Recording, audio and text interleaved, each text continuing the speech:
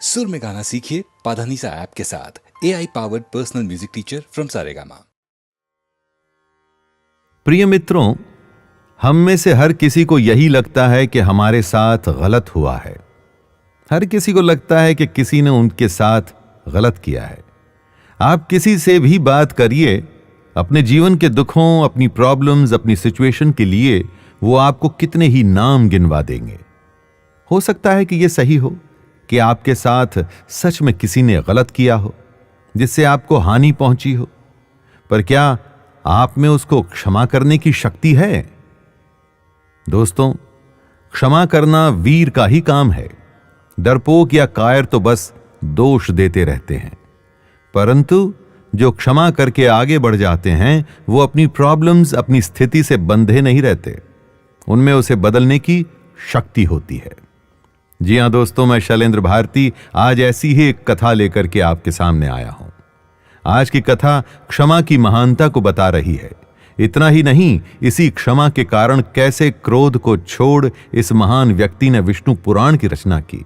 यदि इस व्यक्ति ने क्षमा को न अपनाया होता, यदि वह युद्ध ही करता रहता, तो सोचिए विष्णु पुराण जैसी महान कृति का निर्माण कैसे होता। इस महान व्यक्ति का नाम है पराशर।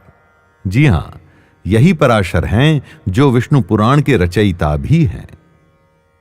दोस्तों, हर राजा के लिए यज्ञ का आयोजन एक नियम हुआ करता था। हर राजा यह चाहता था कि वो सबसे बड़ा यज्ञ संपन्न कराए और ईश्वर से कृपा प्राप्त करे। एक बार राजा त्रिशंकु ने भी एक विराट और भव्य यज्ञ के आयोजन का निर्णय लिया। यज्ञ में महर्षि विश्वामित्र और महर्षि वशिष्ठ को भी बुलाया गया। सब कुछ सही चल रहा था। यज्ञ आहुति और मंत्रोच्चारण से वातावरण शुद्ध हो चला था। तभी इसी यज्ञ के दौरान महर्षि विश्वामित्र और महर्षि वशिष्ठ के पुत्र शक्ति में विवाद हो गया। वैसे तो बड़े लोगों का विवाद तार्किक होता है, यानी कि फैक्चुअल या फैक्ट्स की बात होती है, फिर उसका निर्णय होता है और बात खत्म हो जाती है। पर कभी कभी बात का अंत नहीं होता और विवाद का भी नहीं। महर्षि विश्वामित्र और महर्षि वशिष्ठ के पुत्र शक्ति में विवाद इतना बढ़ गया कि विश्वामित्र ने शक्ति को श्राप तक दे दिया। और विश्वामित्र के द्वारा दिया गया श्राप, उसका अर्थ है कि बस आप समझ सकते हैं, इसी श्राप के कारण शक्ति और उसके सभी भाइयों को दानवों ने मार दिया।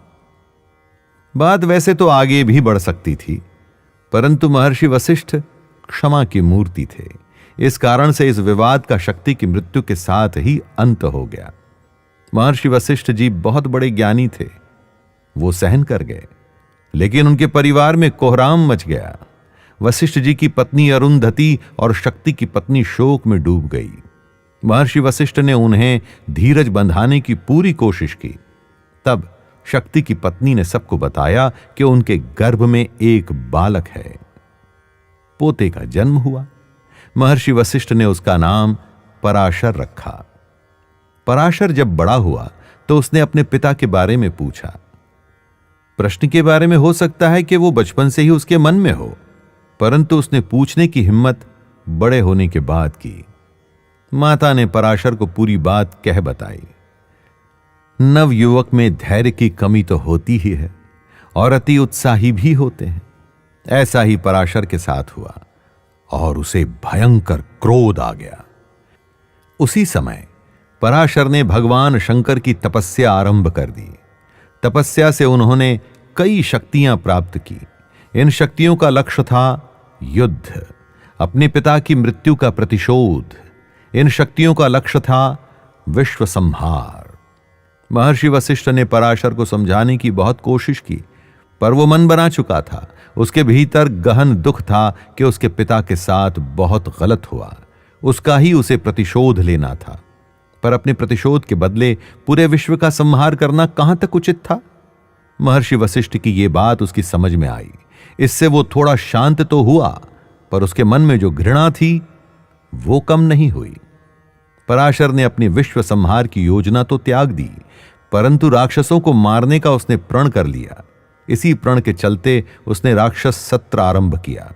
यह राक्षस सत्र इतना भयंकर था कि राक्षस अग्नि में गिरकर भस्म होने लगे। महर्षि वशिष्ठ ने पराशर को फिर से रोकने के लिए उसे समझाया कि ऐसा क्रोध तो सबका नाश कर देगा।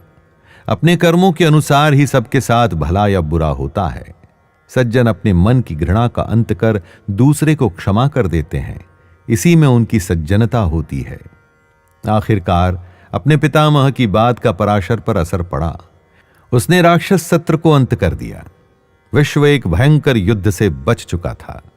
जब पराशर ने राक्षस सत्र को रोक दिया तो राक्षस कुल के कुल पुरुष महर्षि पुलस्त्य बहुत प्रभावित हुए।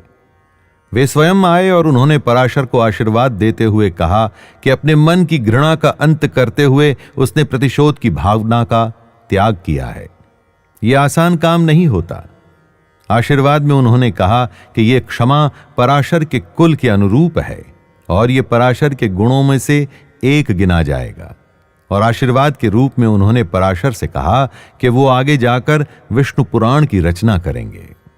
जी हां दोस्तों, यही थी वो कथा जिसके बाद ऋषि पराशर ने विष्णु पुराण जैसी महान और कालजयी रचना को रूप दिया। प्रिय मित्रों, सोचिए, यदि पराशर अपने प्रतिशोध के चलते युद्ध करते रहते तो न जाने कितने लोग मरते। राक्षस कुल के लोग तो मरते, पर वो जब पलटकर आक्रमण करते तो और लोग भी मरते। केवल और केवल नाश ही नाश होता।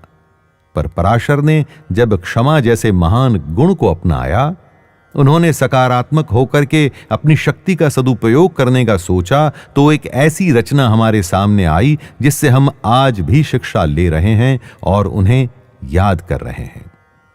दोस्तों, क्षमा बहुत से घावों को भर देती है।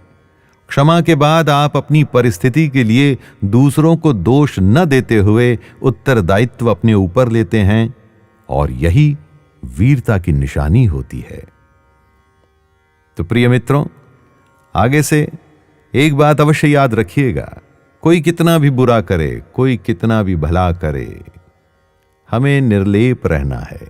और खास करके जब हमारी बुराई या हमारा बुरा हो रहा हो तो करने वाले के प्रति क्षमा का भाव अवश्य रखें।